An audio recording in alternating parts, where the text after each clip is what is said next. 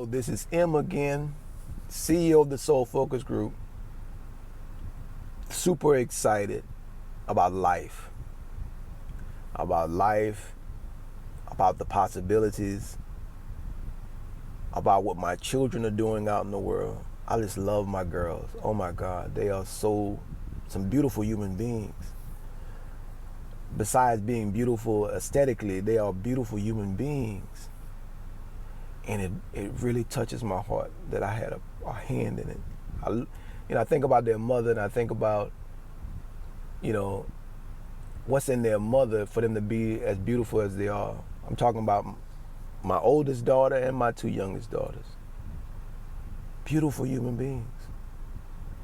And I'm just so humbled that I would have a part in it. Because for so many years, I saw and thought of myself as not being good enough. That was my secret. And then I found out that it wasn't really a secret at all, because most people believed that they weren't good enough. Now, I remember in psychology, my freshman year in college, reading in one of my psychology books, this statement. I've said this before, but I can't say it enough. The statement says simply this: it's next to impossible to get someone to believe what they don't want to believe. For years, I tried to prove that wrong. For years, I tried to find the loophole in it. And as I studied it more, it proved itself. It is next to impossible to get someone to believe what they don't want to believe.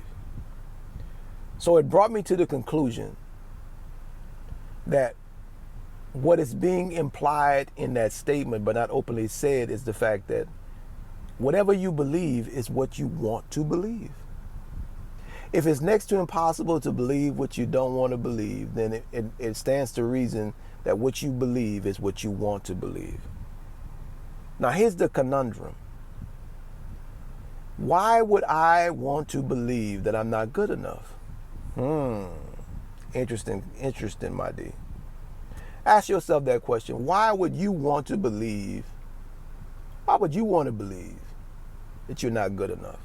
Why would you want to believe that you're not pretty enough? Why would you want to believe that you're not smart enough? Why would you want to believe that you're not tall enough? Whatever the I'm not enough is, why would you want to believe that? Now, I'm going to share with you why I wanted to believe it. In essence, I wanted to believe it because it was the only thing that really made sense of what I was experiencing in my life as a child. As a child, my mom and dad divorced at 5, but before they divorced, my dad would beat my mom would beat my dad with her verbal, the stuff would come out of her mouth, and my dad would beat her physically. And they would really beat on each other because to me, they had no business being together. Any two people who physically and emotionally abuse each other don't belong together. That's a whole nother story. So I was in the midst of that, witnessing that.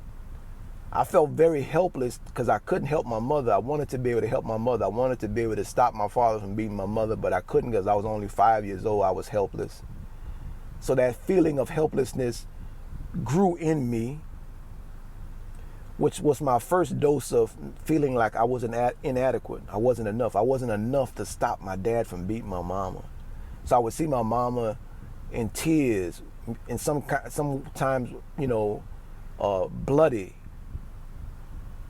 And I wanted to be able to do something, but I couldn't because I was afraid, because it was terrifying.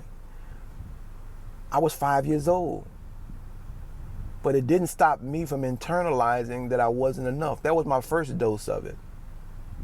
The second dose of it was when we were removed from our mother's care, because the neighbors noticed that my younger brother had been in the same cloth diaper for a couple of days. So they called the police, and the police came and took us away from our mother. She was declared an unfit mother. I was still 5 years old. All this happened in the span of 5 years, when I was 5 years old. Fast forward, we Well, we're brought to court. But before I tell you what happened in the courtroom, because we had to determine who was going to have custody, because my mom and dad had divorced. My dad had moved in with another woman. They had got married real quick. So he was remarried, had a stepmother, and we were removed from the house with our mother. And it was a looming situation where they would have to determine who would have custody over us. So I want to be honest with you about this. This whole court case thing had completely been suppressed in my memory. I didn't remember it at all. And the reason why I didn't remember it because it was so painful. And I'm going to explain to you what I mean, why it was so painful. So fast forward, I'm 40 years old.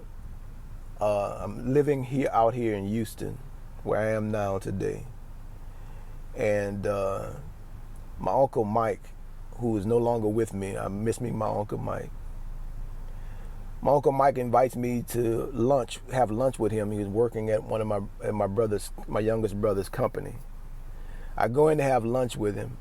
We sit down talking, and he gets to nonchalantly talking about that court date, that court appearance. And I'm just listening because I'm not catching that he's talking about me, and he's talking about me and my two brothers.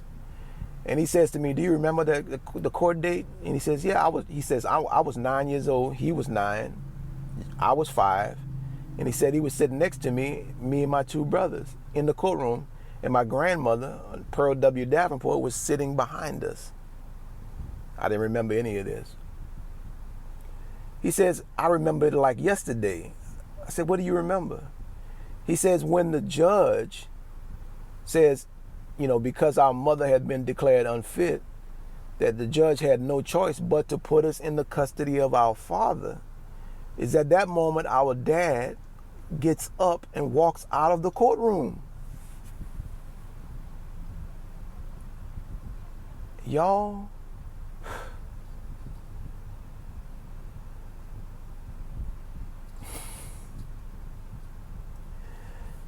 it was like a ton of bricks hit me.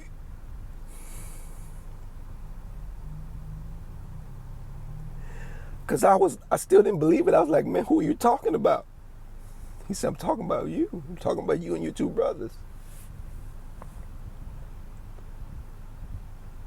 I couldn't say anything, just like I'm feeling right now. I had to leave out of his office. I left out of his office, and I sat in my car and I cried for 2 hours. And all of those memories started rushing back at me. Oh my God. All of the pain that I had experienced. And I remember when the memories came back that I literally blacked out in that moment when my daddy walked out of the courtroom, because I was like, oh my God, what's going to happen to us now? So that was the reason why I wanted to believe that I wasn't good enough, because my parents were not there. And then when my mother was declared unfit, and my dad walked out of the courtroom.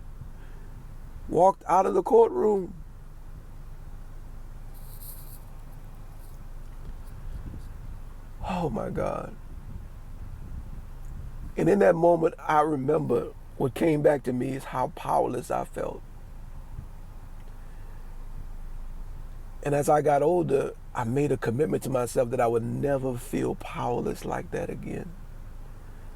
So from that day on, my mission in life became helping to restore or recover power within myself, but also helping others to restore and recover power within themselves. I didn't want anybody to feel the pain and that comes with feeling powerless.